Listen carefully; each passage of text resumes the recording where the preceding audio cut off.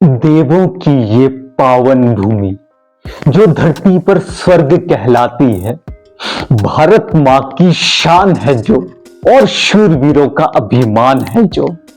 यहीं पर बसते बद्री केदार उत्तराखंड की इस पावन भूमि को हमारा शत शत प्रणाम। भारत एक महान देश है जहां पर बहुत प्रकार की विविधताएं पाई जाती हैं।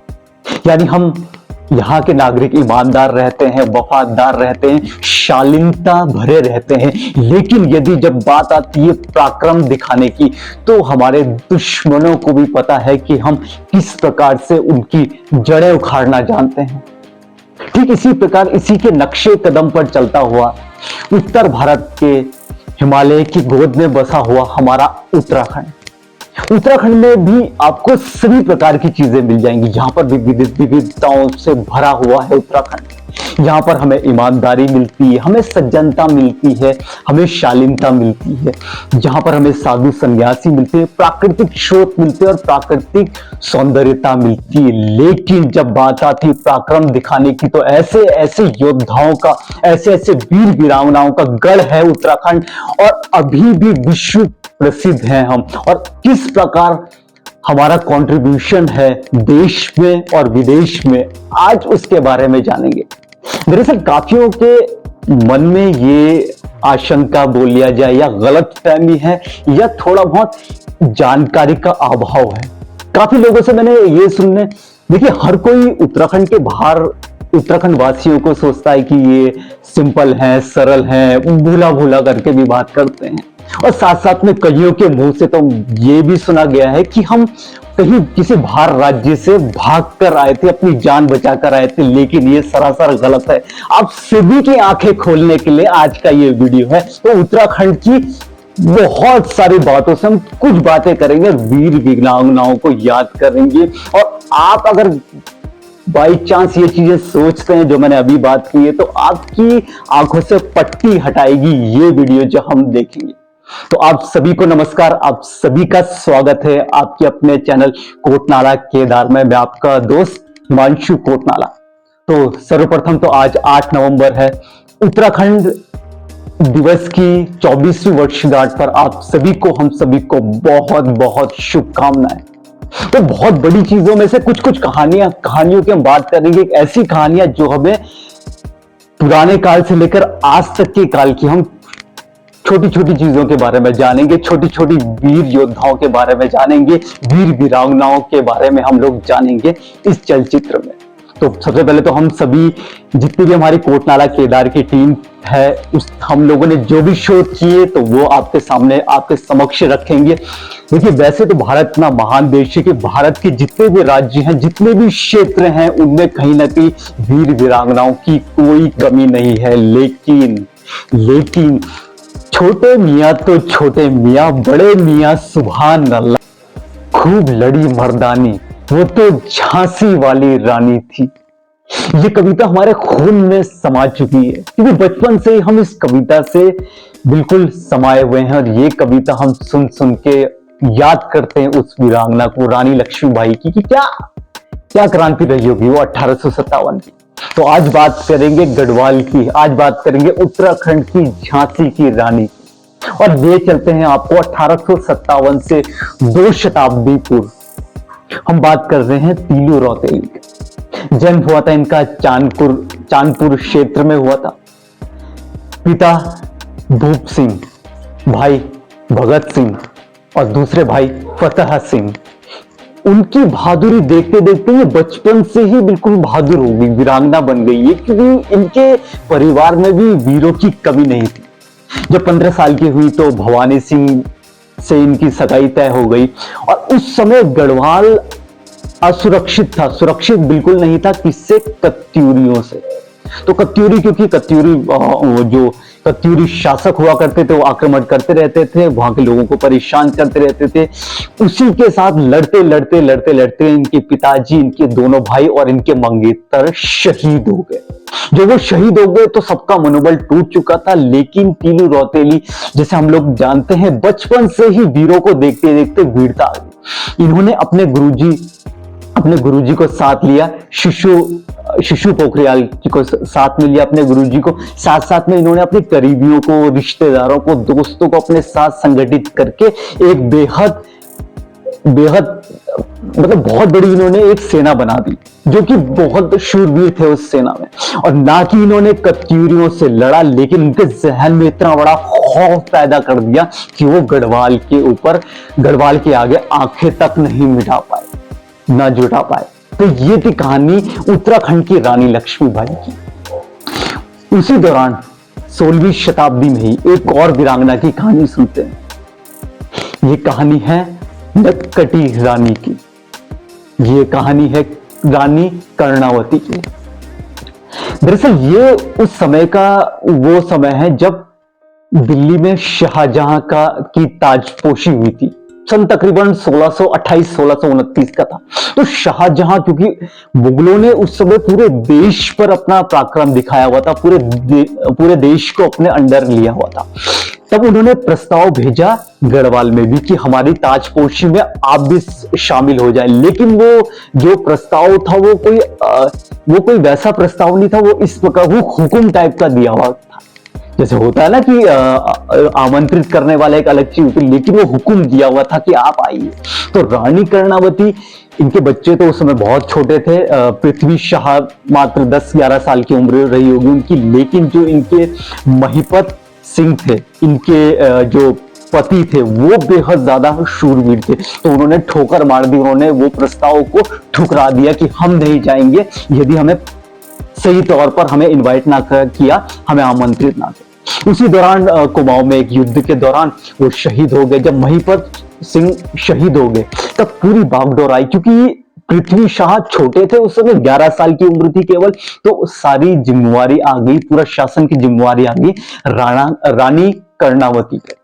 अब उस दौरान शाहजहां जब ताजपोशी हो गई तो शाहजहां को लगा कि यही सटीक मौका है, क्योंकि पति जा चुके हैं, जो युद्ध करते थे वो चले गए हैं, अब ये कैप्चर कर लेते हैं हम गढ़वाल। तो उन्होंने अपने फौजदार को भेजा कि आप जाओ और उत्तराखंड को कैप्चर कर दो, उत्तराखंड में युद्ध करो, उसे भी शामिल कर दो हमारे साम्राज्य में।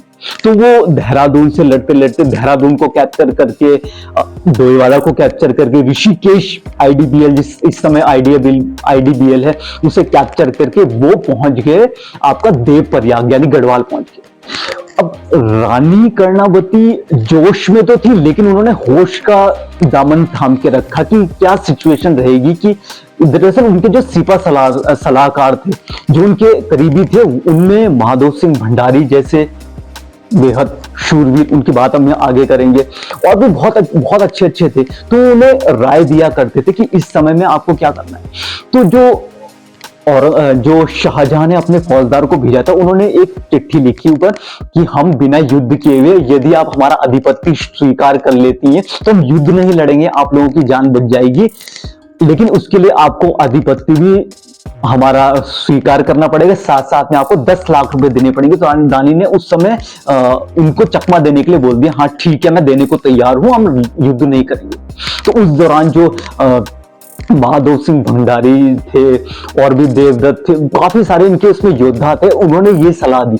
इन्होंने क्या किया कि देवप्रयाग में जो मुगल सैनिक थे, तकरीबन 2000 घुड़सवार और 1000 पैदल सैनिक थे, उन्होंने अपना डेरा बना दिया। तो माधव सिंह और इन जितने भी सैनिक थे उनके, उन्होंने एक रणनीति बनाई कि हम पहाड़ के ऊपर पत्थर और बड़े बड़े पत्थर और चट्टानों का एक उन्होंने पूरी लाइन बना दी, वहां पर कर दिया। इतने में रानी ने उलझाया रखा उनको पत्थरों से, और उन्होंने अपना पूरा वो कर दिया, अपना युद्ध की। अब जैसे ही एक दिन सैनिक पूरे सो रहे थे तो उन्होंने ऊपर से पत्थर बरसाने शुरू कर दिए। उसमें तकरीबन 80% मुगलों की सेना जा चुकी थी, मर गई थी। जो बाकी बची हुई थी उसको फिर रानी ने उनकी नाक काट दी, क्योंकि मुगलों को इसे सबक सिखाना था कि आप उत्तराखंड में, चाहे आप पूरे भारत में आपने राज्य कर लिया, लेकिन उत्तराखंड में नहीं आ सकते।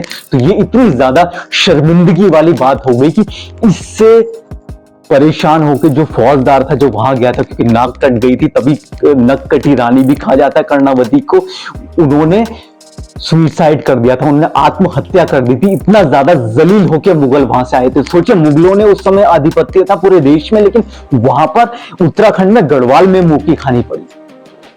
रानी कर्णावती की मृत्यु के बाद गढ़वाल की और मुगलों की रंजिश पहुंची अगली पीढ़ी में। यह दौर था, वो दौर था जब मुगलों का सबसे क्रूर शासक औरंगजेब ने तख्त संभाला अपना। दरअसल पूरे परिवार से बगावत करके आलमगीर बना औरंगजेब, और यहां पर गढ़वाल में पृथ्वी शाह, रानी कर्णावती का पुत्र, उन्होंने अपनी गद्दी संभाली शासन के लिए। अब दरअसल हुआ क्या कि उस समय औरंगजेब ने पूरे देश पर कब्जा किया हुआ था। इतना कब्जा किया हुआ था, उस समय तो भारत देश भी बहुत बड़ा था, पाकिस्तान, अफगानिस्तान, पूरा हर जगह कब्जा किया हुआ था। हर किसी ने उनका आधिपत्य स्वीकार कर लिया था, लेकिन केवल कुछ जगह ही थे, जैसे कि अभी हमारे गुरु गोविंद सिंह जी पंजाब से, और इधर मराठा और बाकी उत्तराखंड, लेकिन बाकी सब जगह आधिपत्य स्वीकार कर लिया था हर किसी ने।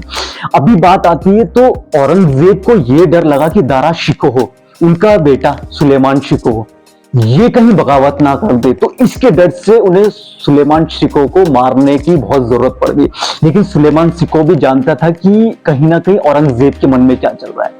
खुद को बचाने के लिए उन्होंने सोचा क्यों ना मुझे कहीं ना कहीं मुझे एक ऐसी जगह जाना पड़ेगा जो औरंगजेब से खौफ ना खाता हो, और कहीं सुरक्षित जगह मुझे जाना होगा। तो उन्होंने सर्च करना शुरू किया। तो 2-3 जगह, जैसे मैंने बता दिया था, गुरु गोविंद सिंह जी इधर मराठा, तब उन्हें जहन में बात आई कि दिल्ली से नियर बाय यहाँ पर एक उत्तराखंड है, और उत्तराखंड में पृथ्वी शाह वो नहीं घबराते हैं औरंगजेब से, और उनकी अच्छी वीरता भरी कहानी रही है मुगलों के साथ। तो वो पहुंच गए हमारे गढ़वाल में। उसी दौरान पृथ्वी शाह ने उनकी सुरक्षा का सुरक्षा का पूरा पुख्ता इंतजाम कर दिया, और उनको आश्वासन दे दिया कि जब तक हम जीवित हैं, आपको कोई बाल भी बाका नहीं कर सकता। तो वही चंद्रभागा मंदिर के सामने जो सुलेमान शिकोह थे, साथ में उनके साथ सुलेमान शिकोह के साथ उनके कुछ अपने साथ वो कुछ लोगों को भी लेके आए थे, जिनमें चित्रकार थे, धोबी थे, बावर्ची, मतलब खाना बनाने वाले, ये सबको लेके आए थे। तो वहां पर उन्होंने डेरा डाल दिया। ये भनक लगी औरंगजेब को, क्योंकि औरंगजेब से हर कोई खौफ खाता था, तो औरंगजेब ने ये पूरे दिल में ले लिया। औरंगजेब ने पत्र भेजा पृथ्वी शाह को, और इसमें धमकी दी उन्हें कि अगर सुलेमान शिकोह को मेरे हवाले नहीं किया गया तो मैं पूरा उत्तराखंड, पूरा पहाड़ को तहस नहस कर दूंगा और पूरा विनाश कर दूंगा। लेकिन पृथ्वी शाह, सोचिए, एक ऐसा आलमगीर, एक ऐसा शासक जिसने पूरे देश में कब्जा किया, एक छोटा सा क्षेत्र, उसमें क्या करेगा। लेकिन पृथ्वी शाह निडर आदमी थे, ऐसे व्यक्ति थे, योद्धा व्यक्ति थे, क्योंकि उनकी सेना में बहुत बड़े बड़े लोग थे। माधव सिंह भंडारी जैसे उनके सेनापति थे, तो उन्हें बिल्कुल भी खौफ नहीं लगा। और माधव सिंह भंडारी ने खुद बोल दिया था कि हमारी परंपरा तो रही है, हम जो बाहर से आता है हमारी शरण में, तो हम उसे वापस नहीं भेजते, वो हमारा दायित्व हो जाता है। जब औरंगजेब को पत्र उन्हीं की भाषा में भेजा गया, उसके बाद औरंगजेब और ज्यादा आग बबूला हो गया। उसमें केवल साफ ये लिखा हुआ था, अगर तुम पे हिम्मत है तो गढ़वाल आके छीन के ले जा लो, वरना ये गीदड़ भक्ति किसी और को जाते देना। औरंगजेब ने अपनी पूरी ताकत लगा दी गढ़वाल में, जितने उनके सैनिक थे, लेकिन गढ़वाल को कैप्चर नहीं कर पाए। जब नहीं कर सके, नहीं हरा सके पृथ्वी शाह को, तो उन्होंने कूटनीति का सहारा लिया। उन्होंने ऐसी कूटनीति करी कि परिवार को थोड़ा भिड़ा दिया, तब जाके सुलेमान शिकोह को कैप्चर कर दिया। लेकिन पृथ्वी शाह जब तक जीवित रहे, उन्होंने सुलेमान शिकोह को इतनी बाल बराबर भी उनपे आंच नहीं आने दी। इस प्रकार के राजे थे पृथ्वी शाह। हमने पिछली 2 कहानियों में माधव सिंह भंडारी जी का जिक्र किया है, तो कौन थे ये शिरोमणि, इनकी बात करते हैं। एक सिंह बाण को सिंह, एक सिंह गाय को सिंह, एक सिंह माधव सिंह, चौथा सिंह काई को। उत्तराखंड के वीर शिरोमणि माधव सिंह भंडारी एक ऐसे शूरवीर जिनकी हम जितने शब्द हो सके उतने हमें शब्द कम मिलेंगे, क्योंकि ये इतने महान योद्धा थे कि इन्होंने अपने खुद के बलबूते भारत चाइना की बॉर्डर पूरे सीमा रेखा तय कर दी। इतने शूरवीर थे कि तिब्बती जो सैनिक थे वो इतना ज्यादा इनसे घबराते थे कि इन्होंने अपनी जब इनकी मृत्यु हुई तो इन्होंने सैनिकों को बोल दिया था कि जब तक आप सुरक्षित ना पहुंचो कि मेरी मृत्यु के बारे में किसी भी दुश्मन को पता नहीं चलना चाहिए। इतनी बड़ी दहशत इन्होंने दुश्मनों के ऊपर छोड़ दी और साथ साथ में इतने अच्छे कलाकार, इतने अच्छे विचार वाले थे। देखिए ये एक नायाब तोहफा होता है। देखिए या तो आदमी शूरवीर होगा या तो बेहद अच्छा इंजीनियर होगा, लेकिन इनकी मनोबुद्धि भी बहुत अच्छी थी। तो पहले हम बात करेंगे इनकी कलाकारी की, पहले हम बात करेंगे इनकी रचनात्मक शक्ति की। तो वीर शिरोमणि माधव सिंह भंडारी का जन्म देवप्रयाग के मलेठा गांव में हुआ था। दरअसल वहां पर मलेठा गांव इस प्रकार का था, इस ऊंचाई में था कि वहां पर दो नदियां बहती थी। एक तो आपका अलकनंदा आती है, दूसरी आपकी चंद्रभागा नदी आती है। तो दोनों में दरअसल परेशानी ये थी कि गांव इतनी हाइट में था कि वहां पर पानी पहुंचना बिल्कुल नामुमकिन था। पानी नहीं पहुंचता था, तो पानी की बहुत ज्यादा किल्लत वहां पर हुआ करती थी। हमने कहानी सुनी है दशरथ मान जी की। आज आपको उत्तराखंड के दशरथ मान जी, उत्तराखंड के माधव सिंह भंडारी की कहानी बताते हैं कि किस प्रकार का संघर्ष किया। तो एक बार माधव सिंह भंडारी को लगा कि गांव में किस प्रकार हम लोग पानी ला सकते हैं। तो चंद्रभागा, देखिए अलकनंदा से तो नामुमकिन था, चंद्रभागा से भी नामुमकिन था, लेकिन चंद्रभागा नदी और जो मलेठा गांव था उसके बीच में एक उभार था, उसके बीच में डांडा था। डांडा मतलब पहाड़, एक बहुत बड़ा पहाड़ मान के चलिए। तो उन्हें ये आइडिया है कि क्यों ना इस पहाड़ को काटकर सुरंग बनाई जाए और सुरंग से चंद्रभागा नदी का पानी लेके आया जाए। जब ये अपना प्रस्ताव लेके पहुंचे राज दरबार, उस समय राजा महाराजाओं का शासन चला करता था, तो किसी ने इनकी बात पर विश्वास नहीं किया। सब जगह हंस हंस के लोग, जितने इनके करीबी जन थे, जितने दरबार में लोग थे, सब हंसने लग गए। यहां तक कि एक जुमला तक बोल दिया कि ए माधव सिंह, तो क्या तू क्या भांग खाई छे, यानी तू क्या भांग खा के आया हुआ है। हर ने खिल्लियां उड़ाई। यहां तक कि जो राजा थे उन्होंने भी इनको सीरियस नहीं लिया, उन्होंने भी इनको बिल्कुल तवज्जो नहीं दी, क्योंकि ये असंभव काम था। अब माधव सिंह भंडारी इतने शूरवीर थे, लेकिन वो जानते थे, और मेन चीज क्या होता है ना, बुद्धिमान व्यक्ति वो होता है जो विचलित कभी नहीं होता। वो ऐसे नहीं करता कि लड़ाई झगड़ा नहीं, कर्म में विश्वास करते थे। वापस आ गए जब किसी ने बात नहीं मानी। जब वापस आके अपने गांव वालों को कहा तो गांव वाले भी विश्वास नहीं माने। गांव वालों ने बोला पागल है रे तू माधव सिंह भंडारी। तो सोचिए, जिन गांव वालों के लिए वो ये सारा विचार उनके मन में आया, जिनको पानी के लिए, इनफैक्ट जब पानी आता तो फायदा तो कहीं ना कहीं गांव वालों का ही था ना, लेकिन वो भी विश्वास नहीं करे। जब घर में आए तो घर में रिश्तेदारों ने विश्वास नहीं किया, पत्नी ने विश्वास नहीं किया। पत्नी ने भी बोला कहाँ इस झमेले में पड़े हो, क्योंकि ये नामुमकिन है। लेकिन वो लगे रहे, अपना पूरा दिन रात करके खुद में गैती फावड़ा लेके पहुंच गए और डांडा को काटने के लिए, ताकि सुरंग बनाई जाए। तो जब उनकी मेहनत को देखे बाद में गाँव वालों ने भी कहा कि ये कर तो हम सबके लिए रहा है, अगर पानी आएगा तो सबका ही भलाई होगा। सबने करना शुरू कर दिया। उसी बीच बहुत दुखद एक घटना भी हुई। इनका माधव सिंह भंडारी जी का जो सबसे प्रिय इकलौता इनका बेटा था, उसकी भी मृत्यु हो गई। तो उसकी मृत्यु के बाद भी बिल्कुल टूटे नहीं, गजेंद्र सिंह की भी मृत्यु हो गई। और मृत्यु के बाद भी देखिए शूरवीर का यही होता है, लगे के इस प्रकार से किया कि डांडा को काटकर पूरी एक नदी सुरंग बना दी। और आज भी मलेठा गांव में वो सुरंग है और वहां पर चंद्रभागा का पानी जाता है। सोचिए, गजेंद्र सिंह जो इकलौता बेटा था वो भी चला गया, उसके बाद भी हिम्मत नहीं हारी। तो इस प्रकार का नायाब तोहफा देके वो पूरे गांव वालों को चले गए। ये उनकी दिखाती है रचनात्मक बुद्धिमत्ता। अब हमने रचनात्मक तो देख लिया, अब हम बात करेंगे उनकी शूरवीरता की। वीर शिरोमणि ऐसे ही नहीं कहा जाता उनको। अपने अंतिम समय पर ये चले गए। दरअसल उस समय क्या होता था, उस समय चाइना और तिब्बत भारत पे आक्रमण किया करती थी। तो ये वीर माधव सिंह भंडारी पहुंच गए वहां पर लड़ने के लिए। इन्होंने जिस प्रकार नाश किया पूरे दुश्मनों का, तिब्बती और चाइना पे खौफ पैदा कर दी, इतना ज्यादा खौफ पैदा कर दिया कि अपनी जिंदगी के आखिरी समय जब उन्हें पता चल गया था कि मैं होता है ना जब पता चल जाता है आदमी को कि अब मैं मेरी सेहत बहुत ज्यादा गिर गई, तो उन्होंने सैनिकों को तुरंत बोल दिया था, सिपाहियों को कहा कि जब तक आप सुरक्षित ना हो जाए, जब तक पीछे की सेना ना आ जाए, तब तक दुश्मनों को पता नहीं चलना चाहिए कि मैं इस दुनिया में नहीं रहा, मेरा नाम ही काफी है। और सही बात भी थी, उनका नाम ही इतना था कि तिब्बती सेना और चाइना सेना, चीनी सेना सबके साथ खौफ खाती थी। जब उनकी मृत्यु भी हो गई, उसके बाद भी किसी ने बताया नहीं, कोई बात नहीं फैलाई, तेल पे लिपटा के उनको नीचे आए। जब सुरक्षित हो गई पूरी सेना, तब जाके सब हर किसी को यह बोला गया कि अब वीर शिरोमणि माधव सिंह भंडारी नहीं रहे। तो इस प्रकार के थे वीर शिरोमणि। वीरता में तो योद्धा तो बिल्कुल प्रबल लेवल के थे, लेकिन सोचने की शक्ति जो दे के मलेठा गांव को चले गए, वो अविश्वसनीय है। यदि हमें लगे कि जो हम कार्य कर रहे हैं वो जनहित के लिए है, तो हमें इतना हौसला रखना चाहिए कि यदि अगर हमें अपने करीबियों से, हमारे सहयोगियों से विद्रोह भी करना पड़े, उनसे दूर भी जाना हो, तो हमें इतनी हिम्मत रखनी पड़ेगी। तो बात करते हैं 1857 की सैनिक विद्रोह।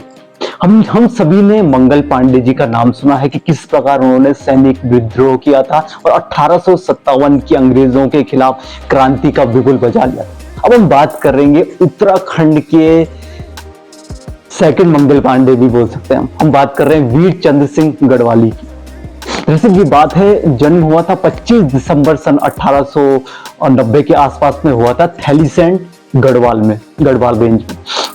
ये सिपाही बने उस समय गढ़वाल राइफल, रॉयल गढ़वाल की राइफल हुआ करती थी। तो उस समय आंदोलन जो चल रहा था वो पेशावर आंदोलन बहुत चरम पर चल रहा था। तो गढ़वाल राइफल की सेना को वहां पर भेजा कि आप जाके विद्रोह को दबाइए और विद्रोहियों को के जहन में दहशत लाइए। तो उसी बीच में जब विद्रोह बहुत ज्यादा हो गया, ये बात है खानी मार्केट का, खानी बाजार का ये है, तो इनका जो कमांडर था, तो कमांडर ने सबको ये खुली छूट दे दी कि ओपन फायर, क्योंकि विद्रोहियों की संख्या बहुत ज्यादा हो गई थी। जैसे ही कमांडर ने बोला ओपन फायर, पीछे से आवाज आई सैनिक की कि सीज फायर, यानी कि कोई गोली नहीं चलाएगा। वो आवाज थी वीर चंद्र सिंह गढ़वाली की। और उसी को देखा देखी 68 सिपाहियों ने अपनी बंदूक नीचे रख ली कि हम निहत्थे विद्रोहियों के ऊपर गोली नहीं चलाएंगे। वहां से बिगुल बजा दिया। ये दूसरा सबसे बड़ा सैनिकों का विद्रोह था ये। तो उसके बाद जब कोर्ट मार्शल की बात आई, तो कोर्ट मार्शल में भी वीर चंद्र सिंह गढ़वाली ने सबके सामने, जितने आला अफसर थे उनके सबके सामने कहा कि मैंने कोई गुनाह नहीं किया है। अगर आप लोगों को कोर्ट मार्शल करना है तो कोर्ट मार्शल कर लीजिए। अपनी बात बिल्कुल बेझिझक होकर निडरता के साथ रखी। कोर्ट मार्शल के बाद इन्होंने उसके बाद जो अंगारी भड़काई वीरचंद गढ़वाली ने, ब्रिटिशों को उखाड़ फेंका। कहां से? उत्तराखंड से। उत्तराखंड में बिगुल बजा लिया, डंका बजा लिया, दुनिया भर के आंदोलन किए और उसके बाद वीर चंद्र सिंह गढ़वाली नाम पर भी इनका नाम रख दिया। सरफरोशी की तमन्ना अब हमारे दिल में है, देखना है जोर कितना बाजुए कातिल में है। जब भी ये पंक्तियां कहीं भी हम लोग सुनते हैं तो हमारे रोंगटे खड़े हो जाते हैं, हमारे पूरे शरीर में इतनी बड़ी ऊर्जा का संचार होता है, क्योंकि देखिए काम ही इस प्रकार से कर गए। ब्रिटिशों की ताबूत में आखिरी कील जो ठोकने वाले जितने भी कर्ण पंथ के लोग थे, सदस्य थे, उनको शत शत नमन। तो हमने सभी ने चंद्रशेखर आजाद, भगत सिंह सबकी कहानी सुनी है, लेकिन उन्हीं के परम मित्र हम गढ़वाल की बात करेंगे कि किस प्रकार गढ़वाल में सबसे सक्रिय गर्म पंथ के क्रांतिकारी भवानी सिंह रावत की। तो जन्म होता है इनका 8 अक्टूबर 1910 को दुगड्डा गढ़वाल में, पौड़ी गढ़वाल में। अपनी प्राथमिक शिक्षा दुगड्डा से ही करने के बाद ये पहुंचे उच्चतर शिक्षा के लिए मुरादाबाद। अब ये वहां पहुंचे तो ये चाचा नेहरू से बहुत ज्यादा इंस्पायर थे। इन्हें मतलब बहुत सारी चीजें अच्छी लगती है चाचा नेहरू की। लेकिन जिंदगी में असली मोड़ तब आया जब ये मिले कैलाश यादव जी से और साथ साथ में ये मिले जयदेव जी से। तो जब इन दोनों क्रांतिकारियों से मिले तो ये इतने सक्रिय क्रांतिकारी थे उस समय, और ये मित्र थे इनका ताल्लुक था चंद्रशेखर आजाद जी से और भगत सिंह जी से। तो इनके थ्रू ये मिले, भवानी सिंह रावत मिले चंद्रशेखर आजाद से और इतने परम मित्र हो गए। उसके बाद इन्होंने गढ़वाल से क्रांतिकारी की शुरुआत कर दी। सबसे सक्रिय गर्म दल के क्रांतिकारी रहे ये। 1930 में एक स्टोर करके कोई कांड हुआ था, उसमें भी इन्होंने सक्रिय पार्टिसिपेशन था इनका। साथ साथ में जब चोरी चोरा कांड हुआ उसके बाद चंद्रशेखर आजाद और उनकी जो टीम थी वो दुगड्डा आके रहने लगी, वहां से चले गए थे, दुगड्डा आके रह गए। तो भवानी सिंह रावत जी का जो घर है वो बन गया था क्रांतिकारियों का पूरा अड्डा। तो इस प्रकार गर्म दल ने, भवानी सिंह रावत ने वहां से शुरुआत कर दी ब्रिटिशों को भगाने की। आज भी दुगड्डा में हम देखेंगे कि आज भी दुगड्डा में चंद्रशेखर आजाद क्योंकि आजाद को बहुत मानते थे, परम मित्र थे, तो आजाद पार्क आज भी दुगड्डा में। और तो और जब चंद्रशेखर आजाद शहीद हो गए उसके बाद, क्योंकि पूरा खेमा जो था उनका, तो पूरा खेमा सदमे में था, पूरा खेमा खौफ खाया हुआ था कि अब कमान कौन संभालेगा। तब उस दौरान कमान संभाली भवानी सिंह रावत ने और फिर उसके बाद उन्होंने क्रांतिकारी एक्टिविटियां, विरोध वहां से शुरू कर दिया। यहां तक कि कहा यह भी जाता है कि मुंबई में रहे ये, मुंबई में 2 वर्ष इन्होंने मुस्लिम बनकर भी वहां पर रहे ये और मुस्लिम समुदाय इन्होंने, क्योंकि क्रांतिकारी की जो ज्वाला भड़कानी थी, जो चंद्रशेखर आजाद, भगत सिंह जी जिन्होंने जो शुरुआत कर दी थी, उसको बरकरार रखने के लिए इन्होंने इनिशिएटिव लेना पड़ा। आज भी दुगड्डा में आप देखिएगा तो 8 अक्टूबर को उनको श्रद्धांजलि दी जाती। किसी भी देश की प्रगति में उसकी राजनीति का बहुत विशेष महत्व होता है। ये यूं कहें कि राजनीति जितनी ताकतवर होती है, जितनी शक्तिशाली होती है, देश भी उतना ही आगे बढ़ता है, उतनी प्रगति करता है, उतनी शक्तिशाली रहता है। तो अभी तक हमने बात की उत्तराखंड के वीर वीरांगनाओं की, उनकी गाथाओं की बात की। अब हम बात करेंगे उत्तराखंड का योगदान राजनीति में क्या था। हम बात करेंगे गोविंद बल्लभ पंत की। जन्म हुआ और इनका पेशा जो था वकील था, वकालत से ये इन्होंने शिफ्ट किया अपने आप को राजनीति में। उस समय आंदोलन चलते थे, 1930 की बातें, सत्याग्रह आंदोलन में भी इन्होंने सम्मिलित हुए, वहां पर पार्टिसिपेशन किया। लेकिन ये एकमात्र एक ऐसे राजनीतिक बने उत्तराखंड के कि जो 5 बार मुख्यमंत्री रहे संयुक्त प्रांत के, यानी जो उत्तर प्रदेश, अभी तो उत्तर प्रदेश और उत्तराखंड अलग हो गया, लेकिन उस समय तो एक साथ ही था। उस समय उत्तर प्रदेश भी काफी सारा फैला हुआ था, झारखंड छत्तीसगढ़ का कुछ एरिया ये भी उत्तराखंड में आता था, सॉरी उत्तर प्रदेश में आता था। तो पूरे उत्तर प्रदेश प्रांत के ये मुख्यमंत्री रहे 1937 में, 1938 में, उसके बाद ये 1946 1947 में भी रहे और उसके बाद ये 1951 से लेकर, जब भारत आजाद हो गए 1951 से लेकर 56 तक ये जो संयुक्त प्रांत था उत्तराखंड, उत्तर प्रदेश, उसके भी मुख्यमंत्री बने। यहां तक कि जब लाल बहादुर शास्त्री जी का अकस्मात निधन हो गया, उसके बाद ये केंद्रीय गृह मंत्री के पद पर भी रहे और ये एकमात्र राजनीतिक हैं उस समय के जब इनको भारत रत्न, भारत का सर्वोच्च सम्मान भारत रत्न से नवाजा गया 1957 में। जिसे याद रखें मरने के बाद भी मैं वो नाम बनाना चाहता हूं, अपने लहू का एक एक कतरा इस मातृभूमि के ऊपर न्यौछावर करना चाहता हूं। जीवित तो हर कोई रहना चाहता है, लेकिन मैं मौत से नजरें मिलाना चाहता हूं। बात करेंगे उस शूरवीर की, उस महान शख्सियत की जिसके आगे पूरा विश्व नतमस्तक है और आज भी नतमस्तक है, जिनकी बहादुरी अकल्पनीय है। हम बात कर रहे हैं जसवंत सिंह रावत की, एक ऐसे सिपाही जिनके कायल पूरा विश्व है, जो आज जिन्हें भगवान का दर्जा दिया गया है, जो आज जिस प्रकार भगवान को पूजा जाता है उस प्रकार जसवंत सिंह रावत को पूजा जाता है। ये इतने महान है कि इनके लिए हमें अलग से वीडियो बनानी पड़ेगी, जिस वीडियो में हम इनके पराक्रम की अलग से बात करेंगे। शॉर्ट में बात करें तो जन्म हुआ था 1941 में, उसके बाद ये मात्र 18-19 साल में ये भर्ती हो गए थे गढ़वाल राइफल में। अपनी मुंबई से अपनी ट्रेनिंग करने के तुरंत बाद भी ये पहुंचे अरुणाचल प्रदेश में, जहां पर चीन के साथ युद्ध चल रहा था भारत का। इन्होंने ऐसा अविश्वसनीय युद्ध वहां पर लड़ा। दरअसल इनके साथ क्या रहा कि उधर चाइना के पूरे रेजिमेंट के लोग आए हुए थे, लेकिन इनके साथ जो साथी थे, जो सिपाही थे, जो सेना के जवान थे, वो या तो मारे गए, या तो शहीद हो गए थे, या तो कुछ बर्फ के ढेर थे पहाड़ों में विलुप्त हो गए थे।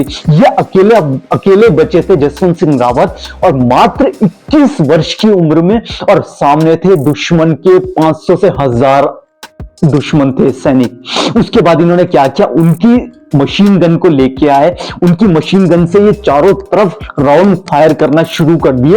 ये 72 घंटों तक इन्होंने दुश्मन को चकमा दे के रखा। दुश्मन को ये लगा कि ये काफी सारे सिपाही हैं, ये भले अकेले थे, अलग थे, लेकिन दुश्मन को, क्योंकि इस प्रकार से लगातार इन्होंने बंदूकों, लगातार इन्होंने बम बारूद और जो मशीन गन थी इन पे लगातार बरसाते रहे, गोलियां बरसाते रहे, और 72 घंटे उनको रोक के रखा। और उन 72 घंटों में अकेले थे, और 300 सैनिकों को, 300 चीन के सैनिकों को मार गिराया। लेकिन बाद में जाके जब इनकी गोली खत्म हो गई, 72 घंटे लड़ते लड़ते बाद में ये शहीद हो गए। ये एकमात्र एक ऐसे सिपाही हैं जो दुश्मन देश चाइना ने भी इनके, दरअसल इनको जब शहीद करने के बाद चाइना ने इनकी एक प्रतिमा भारत को भेंट करी कि ऐसा शूरवीर आदमी जो अकेले दम पर 72 घंटे तक पूरी चाइना के पूरे रेजिमेंट के साथ लड़ता रहा, 300 सैनिक मार गिरा है मात्र 21 वर्ष की उम्र में। तो सोचिए, इस प्रकार के नौजवान हैं उत्तराखंड में, जो कि केवल कुछ ही वर्ष में जिन्होंने इतने बड़े बड़े कीर्तिमान कर दिए, आज भी नतमस्तक हैं। ये एक इकलौते ऐसे सिपाही हैं, इनको मरणोपरांत महावीर चक्र से सम्मानित किया गया। आज भी इनके एक जगह पड़ती है नाग, वहां पर इनके आज इनका मंदिर है। इन्हें जसवंत बाबा के नाम से भी जाना जाता है। इनकी पूजा की जाती है, जैसे भगवान की पूजा होती है वैसे इनकी पूजा की जाती है। आज भी इनके मंदिर में 4 सिपाही हमेशा मौजूद रहते हैं। वो सिपाही इनकी आज भी इनकी जो ड्रेस होती है वो आयन होती है, इस्त्री होती है। इनका वेतन आज भी चल रहा है, और ये एकमात्र एक ऐसे सैनिक हैं, ऐसे सिपाही हैं जिनकी आज भी इनको आज भी प्रमोशन मिल रहा है। आज की डेट में इनकी जो इनका पद है वो है जनरल का पोस्ट इनका मिल गया है। इनको मेजर जनरल का पोस्ट मिल गया है। तो ये इस प्रकार से बढ़ती है। आज भी इनका वेतन, इनकी जो सैलरी है वो इनके जो करीबी जन है उनको दी जा रही है। तो इस प्रकार के भगवान के रूप में पूजे गए। इनके ऊपर से अलग से एक वीडियो बनाएंगे, क्योंकि इनके ऊपर इतनी बायोग्राफीज लिख चुके हैं, इतनी सारी इनके शॉर्ट मूवीज भी इनके ऊपर बन चुकी है। तो इस प्रकार से थे जसवंत सिंह रावत, यानी उत्तराखंड का एक ऐसा लाल जिसने 21 वर्ष की उम्र में अपने आप को भगवान का दर्जा प्राप्त कर। तो ये कुछ कहानी हमने सुनी उत्तराखंड के वीर वीरांगनाओं की, जिन्होंने अपनी एक अलग ही छाप पूरे विश्व में छोड़ी। ऐसे दरअसल अनगिनत कहानियां हैं। ये यूं कहें कि ये तो केवल एक विशाल सागर में से कुछ क्यूसिक पानी है। अभी अनगिनत ऐसी कहानियां और हैं जिन्होंने हर क्षेत्र में, ना कि ये लड़ाई के क्षेत्र में, लेकिन हर क्षेत्र में एक अलग ही मुकाम हासिल किया है, और उत्तराखंड की एक अलग ही छाप पूरे विश्व में। चाहे यदि हम बात करें चक्रवर्ती सम्राट भरत की, हाँ एक चीज, आप भरत की हमने बात की है, तो भारत देश जिसके नाम पर पड़ा वो चक्रवर्ती सम्राट भरत ही थे। अभिज्ञानम शाकुंतलम में उनका वर्णन है, और ये तार जो जुड़े हैं वो उत्तराखंड के कोट द्वार से जुड़े हैं। वहां पर कण्वाश्रम था, और वहां पर उस आश्रम में ही भरत की शिक्षा दीक्षा हुई, जो कि चक्रवर्ती सम्राट पढ़े, और जिनके नाम पर ही भारत का नाम, ये सोचिएगा भारत का नाम जहां से आया है उसके तार उत्तराखंड से ही है। चाहे यदि हम बात करें जिम कॉर्बेट की, नैनीताल में जन्मे और ऐसे शिकारी रहे जिन्होंने इतने आदमखोर बाघ और बाघों के साथ तेंदे, जिन्होंने लगभग 1000 के करीब लोगों की हत्या कर दी थी, लोगों को मार डाला था, उनके शिकार किया, और उसके बाद पूरा जो नेशनल पार्क है वही उनके नाम पर पड़ गया, जिम नेशनल पार्क। साथ में यदि हम बात करें बालभद्र सिंह नेगी की, तो 1823 के आसपास, जिस समय अंग्रेजों का शासन हुआ करता था, उस समय ऐसा पराक्रम दिखाया अफगानिस्तान में कि उनके लिए एक अलग से पद उन्होंने जारी कर दिया, जंगी जहाज के अंगरक्षक का पद। यानी ऐसा कोई पद नहीं था, लेकिन उनकी बहादुर, उनकी वीरता को देख के ब्रिटिशों ने एक अलग ही पद उनके लिए इजाज किया। गढ़वाल राइफल जो उत्तराखंड है वो भी कहीं ना कहीं उन्हीं की देन। यदि हम अगर हमने पॉलिटिशियन की बात कर दी है। राजनीति में अभी भी अगर हम देखेंगे तो श्रीमान भगत सिंह कोश्यारी जी हो गए, आपके अजीत डोभाल जो हमारे मुख्यमंत्री हैं, उत्तर प्रदेश के मुख्यमंत्री योगी आदित्यनाथ भी, वो सब यहीं से। यदि हम खेलों की भी बात करें तो आज के उसमें हम चाहे बात करें ऋषभ पंत की हम बात करें, या शूटर जो हैं अनगिनत है, जसपाल जी की हम बात करें, तो सारे उत्तराखंड देखिए किसी भी क्षेत्र में अभी कम नहीं है। हम वैज्ञानिकों की बात करें तो वैज्ञानिक ऐसे ऐसे वैज्ञानिक यहाँ पर हुए हैं, अनिल प्रकाश जोशी यहाँ पर हुए हैं वैज्ञानिक में, श्री कृष्ण जोशी यहाँ पर हुए हैं जो वैज्ञानिक क्षेत्र से ताल्लुक रखते थे। अगर हम संगीतकार की भी बात करें, यहाँ पर कलाकारों की भी कोई कमी नहीं। एक आजकल तो ऐसे ऐसे कवि यहाँ से निकल रहे हैं, ऐसे ऐसे गायक निकल रहे हैं जो कि इस समय जिन्होंने एक अलग ही मुकाम हासिल किया, चाहे वो जुबिन नौटियाल हो, चाहे वो नरेंद्र सिंह नेगी जी हो। तो हर क्षेत्र में हम पराक्रम की बात करें तो हमने ऑलरेडी बहुत सारे सैनिकों की हमने बात कर दी है। उसी में बहुत सारे सैनिक ऐसे हैं जिनका देखिए मैं नाम भी नहीं ले पाऊंगा, लेकिन अगर हम सीडीएस बिपिन रावत जी को देखें, वो भी उत्तराखंड से ही हैं। साथ में बीसी जोशी उत्तराखंड से हैं, दरबान सिंह, और ऐसे भी अनगिनत है, सुरजन सिंह भंडारी जो NSG commando, national security guard में कमांडो रहे हैं और कीर्ति चक्र विजेता है। तो ऐसे अनगिनत कहानियां हैं उत्तराखंड में। तो देखिए अंतिम में यह है कि शालीनता, सज्जनता और शराफत उत्तराखंड का गहना है, ये हमारी कमजोरी नहीं है। और ये इस वीडियो को देखते हुए हम लोगों की जिनके जहन में भी नकारात्मकता थी उत्तराखंड के वासियों के प्रति या उत्तराखंड प्रदेश के, उसमें कहीं ना कहीं मैं ये वायदा करता हूं कि ये वीडियो उनकी आंख में से पट्टी जरूर हटाएगा कि उत्तराखंड किसी भी क्षेत्र में पीछे नहीं है। वो तो ये हो सकता है कि प्रेजेंस कम है और हम एक अलग नजरिए से देखते हैं, जैसे मैंने ऑलरेडी बोल चुका हूं ना कि सज्जनता हमारा गहना है, लेकिन ऐसा नहीं है कि ये गहना है हमारा, हम इसे सुरक्षित रखते हैं, लेकिन ये हमारी कमजोरी नहीं। तो अंतिम में कोटनाला केदार की संपूर्ण टीम की परिवार से आज के इस उत्तराखंड के 24वें वर्षगांठ की आप सभी को, हम सभी को बहुत बहुत शुभकामनाएं। हमारी टीम एक अलग से वीडियो जरूर लेके आएगी जो पूरी श्रृंखला रहेगी उत्तराखंड के महान विभूतियों के ऊपर। उत्तराखंड की भूमि छे वीरों की भूमि, उत्तराखंड की भूमि छे वीर भाड़ों की भूमि। जय उत्तराखंड।